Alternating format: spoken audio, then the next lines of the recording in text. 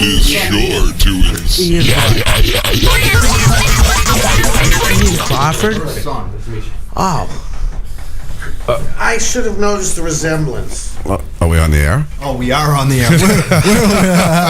We are back with THC, Two Hot Heads on Cannabis. We got a lot of guests in here. On Unregular Radio, which is brought to you by, where's my cheat list here now? It's brought to you by F Nice Records is here, and Raw Rolling Papers, and PlaygroundBoston.com, and the Boston Pot Report, known as BPR, and Live with the King of Pot on Friday afternoons, and the Motormind Focus String. And we got Mattyville, too. I think he might be our producer later on this afternoon. Am I not a sponsor? Another new show.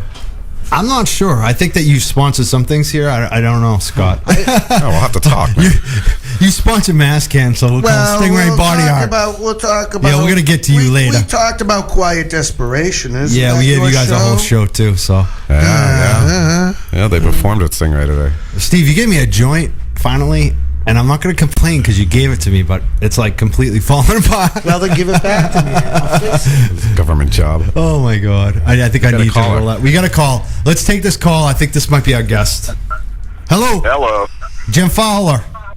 Oh, yeah, it's me. What's up, buddy? Buddy, the shit he's caused us. Steve's still mad at you. calling him buddy. I'm not mad at him. What's up, Jim? Hey, Jim Fowler, we have Scott Madeline in the studio, Stephen Epstein, Carmelita, myself, Mike Kent. Let me just give everyone a little introduction listening out there. Jim Fowler, I think you heard, is a medical patient, caregiver in the state of Maine. You're up on criminal charges, facing a trial maybe, and 4-year growing. And you kind of... But less interested in his personal travails than the state of medical marijuana. You gave me a lot of links and documents that I started looking at that were, to me, truly shocking. Do you want to talk about this? About the Northeast Patients Group and some of these other things? Yeah, really. I mean, honestly, to tell you the truth, the whole idea behind this whole issue with Maine, bringing the dispensaries in, it was a two-spearheaded thing. It was supposed to give patients an opportunity to obtain medical marijuana without having to go to illegal means to get it, okay, or growing it themselves. It opened up dispensaries. But it was also, through the opening of dispensaries, supposed to provide industry, much-needed industry for the state of Maine, for people from the state of Maine. As a matter of fact, when the application process was first hashed out and everything, one of the main things is that you had to be a legal resident of the state of Maine to even apply. In the whole beginning of this thing, when they saw the opportunity that when the state realized that we were going to have this on the ballot and we were going to get to vote on it, outside people from California came in. After it passed, we had Berkeley Patients Group out of Berkeley, California, that all of a sudden decided to take an interest in the state of Maine. They sent one of their people here, one of their good people here. Becky D, I'm going to call her because I don't know how to say her. Let's call her Becky. I think it's Becky DeCuster or Becky DeKeister. Yep. Let's just call her Becky D. Okay. Right. So Becky D came to California. She wasn't from California. She wasn't a resident of Maine at this point. No, definitely not a resident of Maine. Listed her address, lo and behold, as the attorney that was actually writing that portion of the dispensary portion of the rules and laws, used his home address as her address on her license. Was she living there? I don't think she was even living here. Yeah, we don't know that. I think she was. I'm not. I can't say this, but I believe she was traveling back and forth. Now, who exactly lives at that address? I do not think she was a resident of the state of Maine. We don't know if anyone lives at that address. We don't even know if Mr. Walker lives at that address. The other gentleman who's now and so let's talk about that. So basically, she came here and she immediately befriended some of the people that were on the medical marijuana task force who were making the rules in Maine for how these dispensaries would work, how the caregiver rules would work. They were basically setting up this whole thing, weren't they? Oh yeah, she was very instrumental. They even came out in several articles in the newspaper and said how this very benevolent group, Berkeley Patients Group from California, they're so benevolent. They're coming here. There's such a concern about our new law. They're helping us to write the law so that we don't make any mistakes. And this is how it was put across to the public that they were doing us a great service. The maniacs are that stupid? I don't think it has anything to do with stupid. I think that... no. Jimmy, how's Donnie feel about all of this? I think Donnie might be calling in today.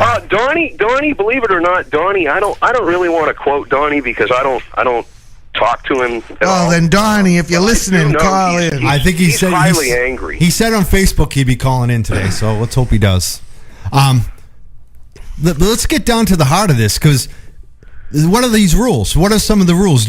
I've looked at the rules, and I'm kind of shocked by... How many dispensaries are there? How many people are going to be licensed to sell it? 8 dispensaries. For the entire provinces of Maine? And wait, how many did Northeast... Well, let's make sure we're saying this right. Is it Northeast Patients Group? Is that right? Yeah, that's the new name. That's the official new name for the Northeast branch of... which they claim doesn't exist. They claim, all of us... This is so fucked up, I swear. And I tell you, they claim in one breath, oh yeah, we're from Berkeley Patients Group, we have all this experience.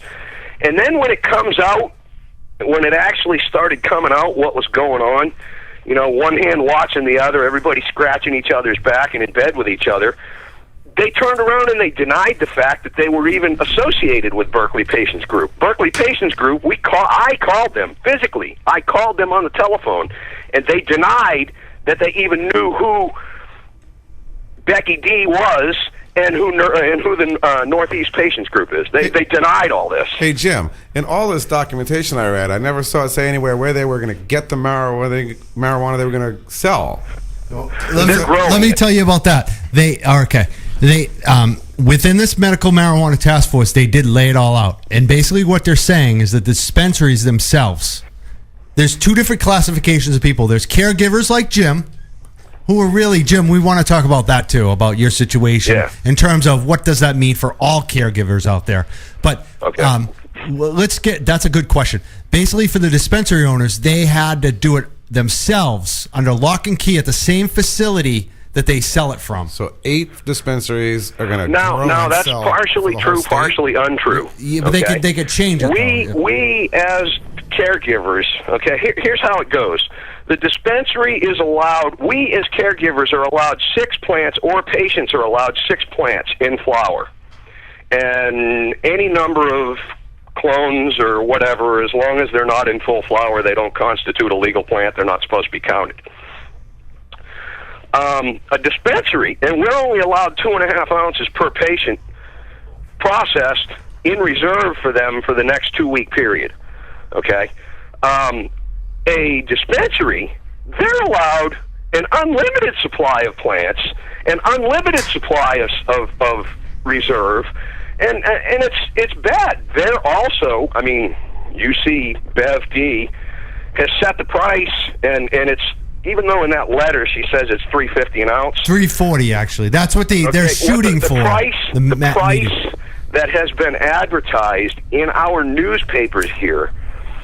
They asked her about this, and she specifically said she was setting the price between $4.50 an ounce to $5.50 an ounce, and that this $4.50 an ounce to $5.50 an ounce, the reason why she was doing it was to discourage the patients from selling it to make a profit. Yeah.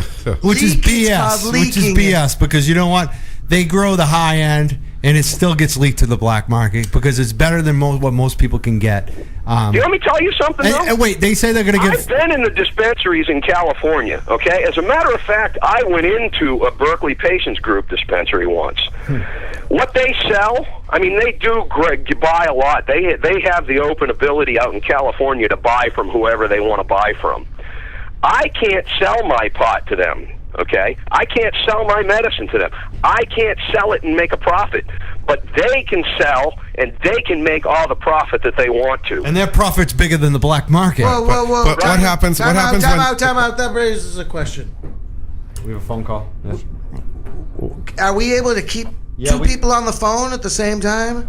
Yeah. Matt, can you patch the calls in as they come in then? Yeah, we'll take them. We got another call. You want to ask your question though, Steve? I want to ask my question, Jimmy. All right, let's take the call So first. she's going to be charging $4.50 to $5.50 an ounce. Yeah, And do a basic touch, slow and down. maybe higher. Slow down. Maybe higher. Steve. Slow down. They're making And all then the profit. They sell it no, let's just talk about it. They sell it by the 8th, so go ahead. Whatever. You say there's all this profit. There would appear to be an awful lot of pre-tax profit. Yes. Okay. Oh, yes. They are also 8 thumbs to the Maine DEA and to the United States DEA. What does that mean? 8 thumbs. But if they're a nonprofit, that they're mean? not subject They to are what? taxes. No, they pay- that's not. Go ahead.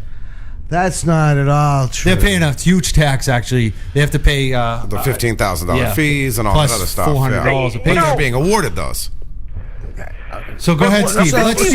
Jimmy, Wait. Stop. Yeah, Let yeah. Steve get to his question. My people. question Get to is, it. Jimmy, one is, what does she reckon if she's telling you what she wants to sell it for? Has she disclosed her cost per unit? No. No. Now, That's a here's the great deal, question. okay? No. And that's what kills me. Go ahead, Jimmy. Okay, now, Okay? Now, What? let me tell you something, all right? I'm just Joe Schmo grower, okay? I'm Joe Schmo. I turn around and I produce what I produce, which is far better in quality than what I've seen from her organization, okay? Far more potent, far better is medical. well, there's lots of. You know what? I'd rather smoke Jimmy. So there's a go lot- ahead. Anyway, go ahead. well, That's opinion. Anyhow, now Anyway. what the situation is, okay? It She depends on turns your around ailment. Very and much she's so. going to Steve. turn around and she's going to charge what she's going to charge. All right.